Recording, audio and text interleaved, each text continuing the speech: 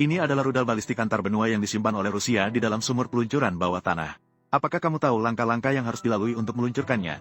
Pertama, para pemimpin tingkat tinggi memutuskan kapan meluncurkan berdasarkan kebutuhan strategis.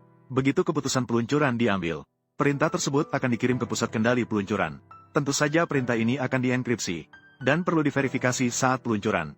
Petugas pusat kendali menerima perintah, dan menggunakan kode keamanan untuk verifikasi. Kedua kode harus cocok agar proses dapat dilanjutkan. Kemudian koordinat target dimasukkan ke dalam sistem pemandu rudal. Sistem tersebut akan menghitung jalur penerbangan terbaik untuk mencapai target. Selanjutnya dua petugas memasukkan kunci ke konsol peluncuran. Dan setelah koordinasi teknis, mereka memutar kunci secara bersamaan. Rudal akan mengaktifkan sistem peluncuran. Begitu semuanya berjalan lancar, sistem akan melakukan pemeriksaan persiapan terakhir. Salah satu perwira menekan tombol peluncuran merah, memicu urutan peluncuran otomatis.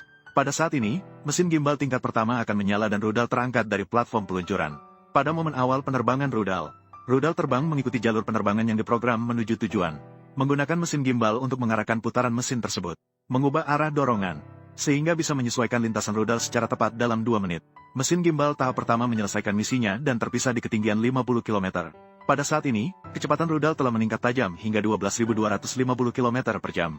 Kemudian mesin gimbal tahap kedua dinyalakan secara berturut-turut, terus mendorong rudal naik ke ketinggian yang lebih tinggi. Setiap tahap rudal dilengkapi dengan mesin gimbal dan tangki bahan bakar yang independen. Setelah sekitar 10 menit penerbangan, mesin gimbal tahap kedua juga menyelesaikan tugasnya dan terpisah. Pada saat ini, rudal sudah mencapai ketinggian yang lebih tinggi, dan siap memasuki fase penerbangan berikutnya. Kemudian mesin gimbal tahap ketiga dinyalakan di tengah perjalanan. Mesin ini akan terus bekerja, mendorong rudal ke ketinggian 1000 km, dan melakukan manuver jelajah dengan kecepatan 24.500 km per jam. Pada saat ini, rudal masuk ke ruang angkasa.